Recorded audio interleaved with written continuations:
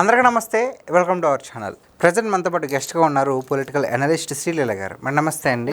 Madam, రీసెంట్గానే YCP వాళ్ళు ఒక మహిళా ఎస్ఐ పైన ఏ విధంగా ప్రవర్తించారో మనం అంతా చూసాం. మరి ఇప్పుడు చిత్తూరు జిల్లా పోతలపట్టులో మరి డిఎస్సి నిరసనల ఒక కార్యక్రమంలో మొత్తం మీద ఇప్పుడు కాస్త పెంచి ఏఎస్ఐ మీద కూడా అదేవిధంగా దారుణంగా ప్రవర్తించి ఏకంగా కాళ్ళతో తొక్కడం, సో గాయాలు కూడా అయ్యాయి. సో దీని గురించి, ఈ ఘటన గురించి ఏమంటారు? అసలు వైఎస్ఆర్సీపీ పార్టీ నిరసన కార్యక్రమం చేపట్టింది ఆంధ్రప్రదేశ్ రాష్ట్ర వ్యాప్తంగా. ఏంటి అంటే డిఎస్సి మీద ఏం జరిగింది అసలు డిఎస్సిలో అని అంటే కొన్ని వేల మందికి ఉద్యోగ నియామకాలు జరిగినాయి. అదే వాళ్ళ బాధ అసలు చెప్పాలంటే. మళ్ళీ రేపు అక్టోబర్లో మళ్ళీ నోటిఫికేషన్ జారీ చేయబోతున్నారు. మళ్ళీ అందరూ అభ్యర్థులు ప్రిపేర్ అవుతున్నారు. ఎవరి సన్నాహాల్లో వాళ్ళు ఉన్నారు. ఎలా ప్రిపేర్ అవ్వాలి, ఎలా రాయాలి, ఏముంది సిలబస్ చూసుకుంటా ఎవరి బిజీలో వాళ్ళు ఉన్నారు. కానీ వైఎస్ఆర్సీపీ పార్టీ వాళ్ళకి బిజీ అనేది లేదు. ఆ బిజీని ఎలా క్రియేట్ చేసుకోవాలంటే ఇలాగా లేనిపోనివన్నీ కూడా సృష్టించి అక్కడ జరగనవి జరిగినట్లుగా ఈ రోజున వాళ్ళు ఒక కార్యక్రమాన్ని చేపట్టారు. మీరు చూస్తే ఒడిస్సా నుంచి తీసుకొచ్చిన కూలీలు, ఇంకా అసలు వాళ్ళు 70-80 ఏళ్ల ముసలవాళ్ళని, ఇంటర్ విద్యార్థుల్ని నేను చూస్తే అసలు ఏం అర్థం చేసుకోవాలి వాళ్ళని చూసి. ఆ కూలీలకు జెండాలు ఇచ్చారు, వైఎస్ఆర్సీపీ పార్టీ జెండాలు ఇచ్చి నడిపిస్తున్నారు. వాళ్ళకి డిఎస్సి అంటే ఏది కూడా తెలియదు. అదే డీసీఏనో ఏదో అంటున్నారు, అదే దాని గురించి మాట్లాడడానికి వచ్చామని అంటున్నారు వాళ్ళు. నవ్వుతారు. కొంచెం కూడా సిగ్గు అనేది లేదు. మొహం మీద కాండ్రించి ఉమ్ముతున్నా కూడా వీళ్ళు అసలు తుడుచుకొని వెళ్ళిపోతున్నారు తప్పించి నన్ను కాదులే అనుకుంటున్నారు. మరి లేకపోతే ఎవరైనా అలా చేస్తారా? దారిని పోయే వాళ్ళందరిని తీసుకొచ్చి వైఎస్ఆర్సీపీ పార్టీ కండవాలు కప్పేసి జెండాలు ఇచ్చి డిఎస్సి మీరు కూడా అభ్యర్థులు అని చెప్పి ఎవరైనా అట్లా ప్రకటిస్తారా? ఇంకొక వైపు స్వయంగా డిఎస్సి ఎగ్జామ్లో పాస్ అయ్యి టీచర్లుగా నియామకాలు జరిగిన తర్వాత వాళ్ళే మా ఆత్మగౌరవాన్ని మీరు ఇలా తప్పుద్రోవ పట్టిస్తున్నారు, ఇలా భంగం కలిగిస్తున్నారు, మీరు చాలా తప్పు చేస్తున్నారు, మేము పిల్లలకి పాఠాలే కాదు మీకు గుణపాఠాలు కూడా చెప్తామని చెప్పి మనం చూసాం. కొండారెడ్డి బురుజు మీద కర్నూలులో ఎలా ఎక్కారు. మరి కొండారెడ్డి బురుజు మీదకి ఎక్కిన వాళ్ళకి తాడేపల్లి ప్యాలెస్ మీదకి ఎక్కలేరా? రేపు నెక్స్ట్ టార్గెట్ అదేనంట. మరి తట్టుకునే శక్తి వీళ్ళకుందా? వీళ్ళు కనీసం అసెంబ్లీకి రమ్మంటే రారు, భయం. మరి ఈ రోజున పబ్లిక్లోకి వచ్చేసి అబద్ధాలు చెప్పుకుంటూ తిరగటానికి మాత్రం భయం లేని మనుషులు వీళ్ళు. మరి ఈ రోజున ఆ ఏఎస్ఐ పరిస్థితి చూస్తే వాళ్ళు విధులను నిర్వహిస్తూ సెక్యూరిటీగా ఇక్కడ ఏ కార్యక్రమాలు వీళ్ళు చేపడతారో, ఏ బీభత్సాన్ని సృష్టిస్తారో, మళ్ళీ మాకు సెక్యూరిటీ లేదు, పోలీసులు లేరని మళ్ళీ ఇది ఒక గొడవ కదా.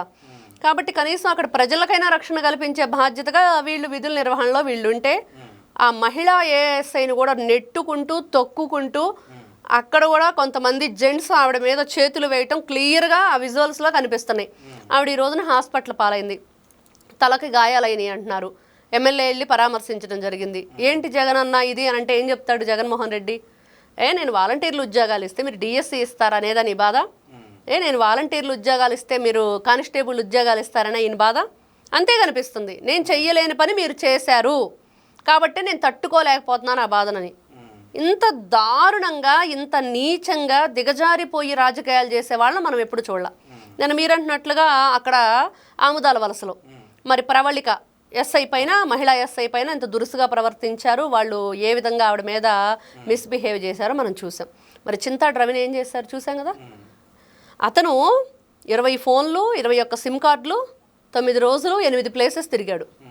ఎక్కడెక్కడ ఏ విధంగా మళ్ళీ వీడియో ఒకటి రిలీజ్ చేశాడు. నేనేం తప్పించుకోలేదు, కావాలంటే పట్టుకోండి. ఎప్పుడు పట్టుకుంటారంటే ఇప్పుడు మీరు ఎవరి మీద అయితే కేసులు నమోదు చేశారో అవన్నీ మాఫీ చేసేసి అప్పుడు ఆ కేసులను నా మీద పెట్టండి కావాలంటే అని చెప్పేసి మళ్ళీ పోలీసులకి ఈయన మనం సవాలు అనలేము దాన్ని. ఏమనాలంటే ఇప్పుడు నక్సలైట్లు ఏదన్నా వాళ్ళు డిమాండ్స్ చెప్తారు, అలాగే ఈయన డిమాండ్ చెప్పాడనమాట. అంతే అనుకోవాలి కదా. ఈ రోజున నువ్వు తప్పు చేసి తప్పించుకొని తిరుగుతుంటే నువ్వు సవాలు విసిరేదేంటి?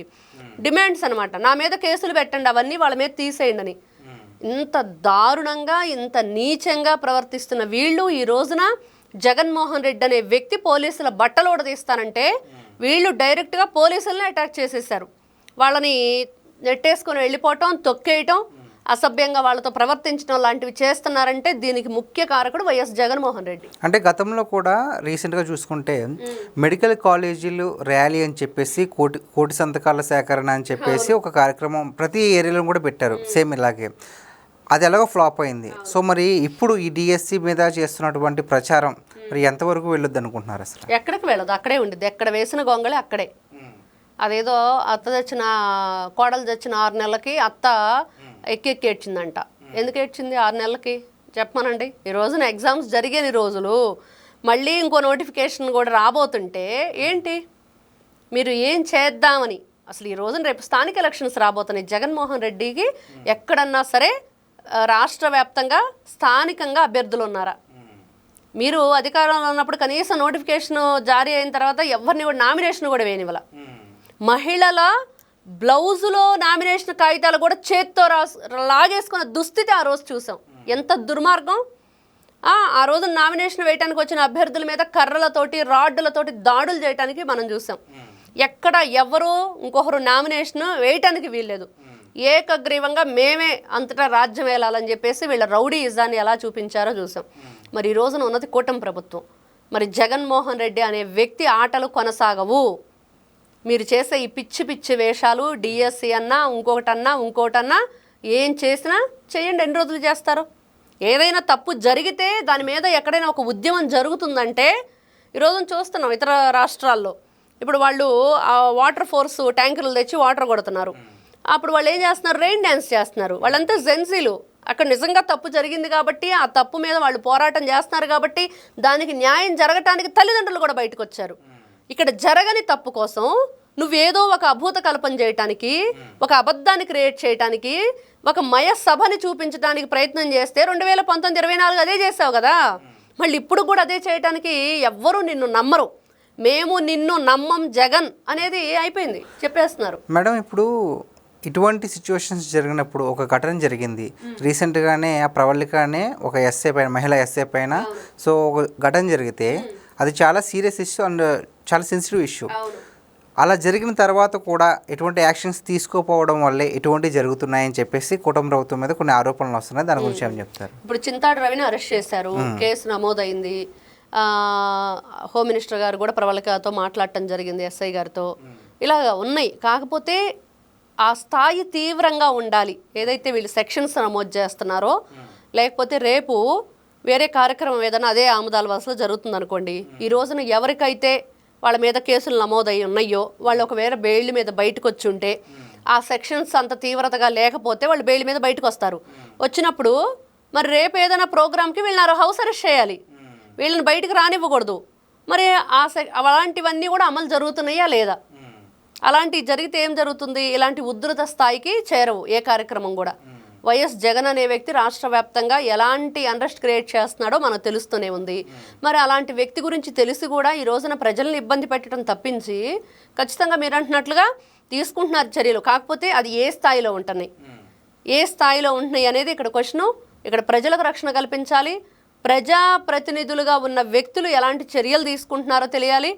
ఇక్కడ శాంతి భద్రతలను కాపాడే పోలీసులకు కూడా రక్షణ లేకుండా పోతుంది అని అంటే మరి ఇంత దుర్మార్గంగా ప్రవర్తిస్తున్నారు వాళ్ళు. కఠినంగా శిక్షించాలి.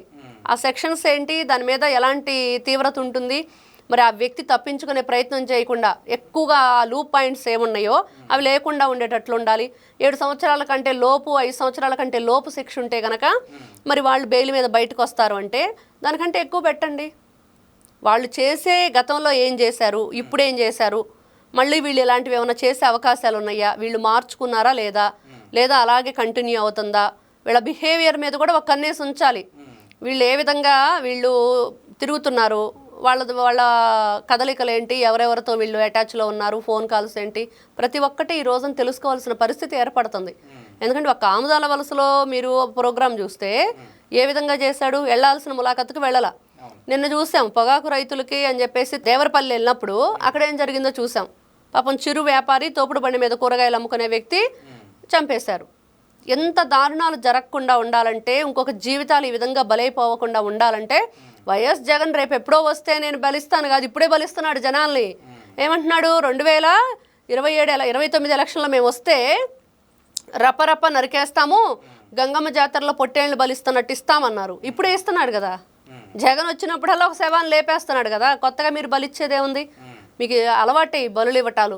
కాబట్టి ఈ రోజున ఎవరైతే ఇలాంటి చర్యలకు పాల్పడుతున్నారో, వైఎస్ జగన్మోహన్ రెడ్డి వస్తున్నప్పుడు ముఖ్యంగా ఆ లోకల్ లీడర్స్ ఎవరైతే ఈ జనాలను గ్యాదర్ చేస్తున్నారో వాళ్ళ మీద ఖచ్చితంగా కూటమి ప్రభుత్వం, పోలీస్ వ్యవస్థ కఠినమైన చర్యలు, వాళ్ళని హౌస్ అరెస్ట్ చేయటమా, ఇలాంటివన్నీ కూడా జరగకుండా చేయటమా, ఎక్కడ మనుషులను తీసుకురావటం, వాళ్ళకి డబ్బులు ఇస్తామనో మందాసు చూపించి ఇవన్నీ చేయకుండా ఉండాలంటే ఫస్ట్ వాళ్ళని హౌస్ అరెస్ట్ చేయాలి. వాళ్ళని 2-3 రోజుల ముందే బాబు మీరు ఎక్కడ కనపడటానికి వీల్లేదు అని చెప్పేసి తీసుకెళ్లి పోలీస్ స్టేషన్లో బంధిస్తారా, లేకపోతే వాళ్ళ ఇంట్లోంచి బయటికి రాకుండా పోలీసులనే వాళ్ళ ఇంటి ముందు కాపలా పెడతారా చేస్తే ఇలాంటివి జరగకుండా ఉంటాయి. మరి ఇవన్నీ కూడా తీవ్ర స్థాయిలో ఎలానే జరుగుతున్నాయి అంటే మరి జగనే బయటకు రాకుండా ఉంటే బాగుంటుంది. Okay, thank you. నమస్తే అమ్మా.